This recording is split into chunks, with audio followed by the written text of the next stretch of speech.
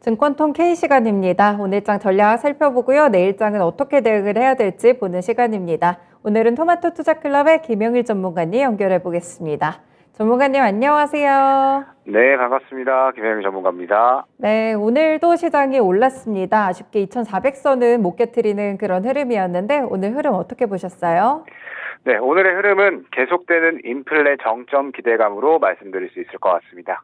네, 물가가 고점을 찍고 있다 보니까 시장이 최근에 상승 분위기를 보이는 것 같은데 좀 더 자세하게 설명해 주시죠. 네, 오늘 시장 계속해서 인플레 피크아웃에 대한 기대감이 이어지는 모습이었죠. 저번 주부터 생각을 해보면 고용지표부터 CPI까지 전체적인 미국의 경기 지표들이 매우 긍정적으로 나왔고, 그에 따라서 이제 긴축 속도 조절에 대한 기대감이 계속해서 커지는 상태다라고 볼 수 있을 것 같습니다. 전체적인 지표들이 이제는 인플레이션이 정점에 도달했구나라는 기대감을 키워가는 상태이기 때문에 시장이 이러한 기대감이 그대로 작용이 된다고 볼 수 있을 것 같고, 최근에 매파적으로 나왔었던 연은의 블러드 총재라든지 여러 인사들이 연착륙에 대해서 상당히 좀 긍정적인 발언들을 이어나가고 있거든요. 특히나 라팔 보스틱 연은 총재는 최근에 CPI나 혹은 이제 고용 지표를 보고 나서 금리 인상 폭을 줄이는 방안에 대해서 검토하고 있다라고 이제 이야기를 했기 때문에 이러한 기대감은 더욱더 커지고 있다고 봐야 될 것 같습니다.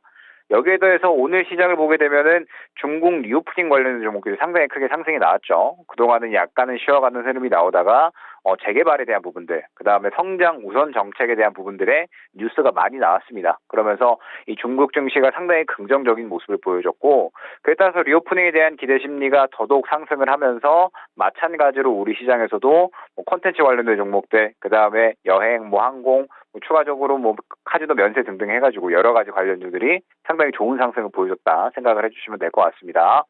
최근 시장이 워낙에 이러한 기대감을 키워가고 있다 보니까 위험 자산에 대한 투자 심리도 상당히 좀 올라와 주는 것 같아요. 비트코인은 다시 한번 21,000달러 수준까지 재상승을 했고요. 나스닥 또한 6일 연속 상승을 하면서 우리나라 증시에 대한 투자 심리도 상당히 올라와 주는 모습을 확인을 할 수가 있습니다. 최근에 외국인들의 매수세가 꽤나 긍정적으로 이어지고 있죠. 연착륙 기대감이 그대로 계속해서 작용이 되고 있다고 봐야 될 것 같은데, 다만 코스피 기준으로 했을 때 2,400포인트 구간을 돌파하는 데 있어서는 약간의 좀 부담감을 느끼는 그런 모습들을 계속해서 보여주고 있습니다. 작년 10월부터 보게 되면 어느 정도 바닥에 대한 기대감은 충분히 좀 끌어올려줬다라고 생각을 합니다. 이제 약 한 2,200 정도 구간에서 바닥을 잡고 계속적으로 이제 이 확연하게 바닥을 잡아주면서 상승을 시도를 하고 있는데, 보게 되면은 2,400 후반 구간 혹은 이제 2,500 구간에서 계속해서 부담을 느끼는 모습을 확인을 할 수가 있거든요. 지금 현재 이 코스피 같은 경우에도 2,400 구간을 돌파하지 못하고 약간은 지지부진한 그런 흐름을 보이고 있다고 생각을 해주시면 될 것 같은데, 중국의 리오프닝이나 혹은 이제 여러 가지 좋은 종목들이 계속적으로 좋은 흐름들 보여주고 있고, 그 다음에 인플레이션 정점에 대한 기대감도 어느 정도는 나타나주고 있기는 하지만, 사실 이 어느 정도 인플레이션 정점에 대한 부분들은 최근 증시에 선반영된 부분이 분명하게 있다라고 생각을 하고 있습니다. 그러면서 또 최근에 새롭게 올라오는 그러한 이제 한편의 시각이 무엇이냐, 중국의 리오프닝이 항공이나 혹은 이제 관광 등 여러 가지 이제 산업 재가동에 있어서 상당히 좋은 흐름을 보여주고 있다라고 생각은 되지만, 오히려 또 이 산업 재가동에 따라서 인플레이션을 자극할 수 있는 요인으로 작용을 할 수도 있다라는 그런 우려의 시각도 존재를 하고 있거든요. 최근 블룸버그에서 이제 리포트를 하나 냈는데, 올해 중국이 세계 인플레 수치를 0.9% 높일 수 있다고까지 이야기를 하고 있거든요. 물론 중국의 리오프닝이 수출 중심인 우리나라에게는 어느 정도 호재로 작용이 될 수 있기는 하지만, 글로벌적으로 봤을 때에는 인플레를 끌어올릴 수 있는 요소로 작용한다라는 점에서 최근 시장이 현재 구간 코스피 기준 2,400포인트 구간에서 추가적인 상승의 부담감을 느끼고 움직이는 것 같습니다. 그렇다면 지금 현 구간에서는 이제 새로운 호재가 필요하겠죠. 2,400 후반대에서 2,500 구간을 뚫어주기 위해서는 결국에는 인플레이션 정점 기대감뿐만 아니라 무언가 그 부분을 확연하게 조금 확인시켜 줄 수 있는 무언가 강력한 호재가 나와 주어야 시장은 추가적인 움직임을 보여줄 것으로 생각됩니다. 네, 시장이 좋아지고 있는 것은 확실한데 그 요인들이 이미 지수에 많이 반영이 됐고 또 최근에 올라오는 중국의 경기 재개 이슈가 또 그 이면에는 인플레이션을 자극할 수 있는 요소가 있다는 점 기억해 두시면 될 것 같고요. 결국에는 좀 더 큰 호재가 하나 더 나와줘야 시장이 확실하게 상단을 뚫어낼 것 같습니다. 그렇다면 내일장은 좀 어떤 이슈들이 있을까요? 네, 오늘 시장의 특징을 보게 되면 전체적으로 콘텐츠 관련주들, 그러니까 리오프닝 관련해서 콘텐츠나 혹은 뭐 게임 관련된 종목들이 상당히 좋은 흐름을 보여줬습니다. 아마 리오프닝 쪽은 추가적으로 더 좋은 움직임을 보여줄 것으로 생각이 되고 있거든요. 그러면서 여기서 이제 한 가지 더 집중을 해야 될 부분은 무엇이냐라고 했을 때 다보스 포럼입니다.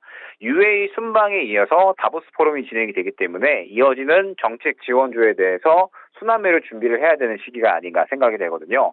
자, 오늘 시장을 보게 되면은, 주말간에 UAE 순방에 대해서 관련주들이 상당히 탄력이 나와줬죠.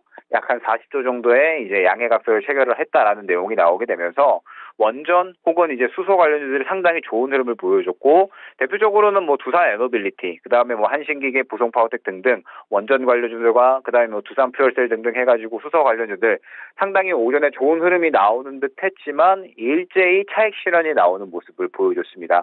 아무래도 이 원전이나 수소 쪽은 저번 주부터 어느 정도 탄력이 나오다가 이번 UAE 순방이 내일까지거든요. 그러면서 이미 실질적인 이야기들은 거의 다 진행이 됐다라고 시장을 받아들이는 것 같습니다. 때문에 이제 관련주들이 어느 정도 다 탄력이 나왔다가 이제 차익 실현이 나오는 흐름이라고 생각을 해주시면 될 것 같고, 그러면 아랍에미리트 순방권에 대해서는 이제 어느 정도 시장이 이슈 소멸로 이제 받아들인다라고 한다면 이제는 다보스 포럼이 곧 다가오잖아요. 이제 이 UAE 순방에 의해서 바로 스위스로 윤 대통령께서 날아가셔가지고 바로 또 이 스위스 다보스 포럼에 이제 참석을 하실 텐데, 이 다보스 포럼에는 각국의 주요 인사들, 그 다음에 이 거대 기업들의 CEO들이 또 대거 참여하는 그러한 자리입니다. 그러면서 코로나 이후에 처음으로 또 대면으로 진행이 되는 그러한 자리이기 때문에 상당히 크게 진행이 될 것으로 또 예측이 되고 있거든요. 물론 뭐 미국이나 중국 혹은 이제 일본의 정상들은 참여를 하지는 않지만 윤석열 대통령께서 이번에 참여를 하시고 가장 중요한 부분이 19일에 연설을 하십니다. 다보스 포럼에서. 그러면서 딱 세 가지 주제를 들고 나오셨거든요. 공급망 강화에 대한 부분들, 그 다음에 디지털 질서에 대한 부분들, 그리고 청정 에너지에 대한 부분들, 이 세 가지를 준비를 했습니다. 그렇기 때문에 아마 이 이야기가 나올 때 관련된 종목들이 또 탄력이 나올 수가 있습니다. 뭐 디지털 질서 관련해서는 최근에 또 정부에서 AI 지원 정책이라든지 이러한 이 디지털 관련된 내용들이 상당히 좀 많이 나왔고, 그 다음에 청정 에너지 관련해서는 아무래도 원전이나 혹은 수소에 대한 부분들이 이야기가 될 수가 있겠죠. 뭐 지금 현재 상태에서 정책 지원에 관련된 종목들은 상당히 계속적으로 강하게 탄력이 나와주고 있고, 아마 다보스 포럼 관련돼서도 추가적으로 상승을 좀 이어나갈 수 있는 그런 흐름이 유지될 수 있지 않을까 생각이 되고 있습니다.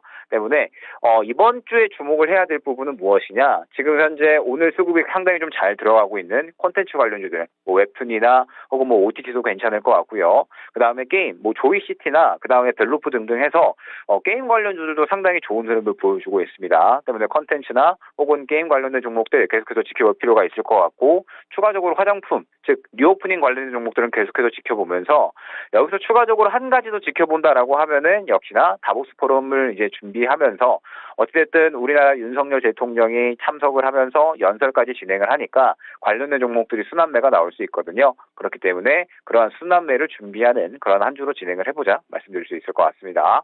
네, 기존에 잘 가고 있던 리오프닝과 콘텐츠 게임 관련 종목들에 더해서 다보스 포럼과 관련한 이슈들 주목해 보시면서 정책 테마주들도 좀 보시면 좋을 것 같습니다. 내일장 대응 전략도 함께 짜주세요. 네, 실질적인 FOMC를 준비하는 한 주로 생각을 하셨으면 좋겠습니다. 이번 주 지나가고 나서 다음 주 화요일까지 우리나라는 설날 연휴죠. 그러면서 이 설날 연휴가 끝나고 나면 실질적으로 수, 목, 금, 거래일 3일 지나고 난 다음에는 바로 또 FOMC가 다가오게 됩니다. FOMC가 다가오게 되면은 결국에는 시장은 눈치 보기 장소로 진입을 할 수가 있거든요. FOMC가 2월 1일에 결과가 나오기 때문에 실질적으로 거래일은 얼마 남지 않은 상태에서 설날 연휴가 지나가게 되면은 FOMC에 대한 눈치 보기 장세가 이어질 수가 있고요. 결국에는 파월 의장의 발언이 어떻게 진행이 되느냐에 따라서 FOMC를 기점으로 해서 시장의 방향성이 나뉠 것이라고 보고 있습니다.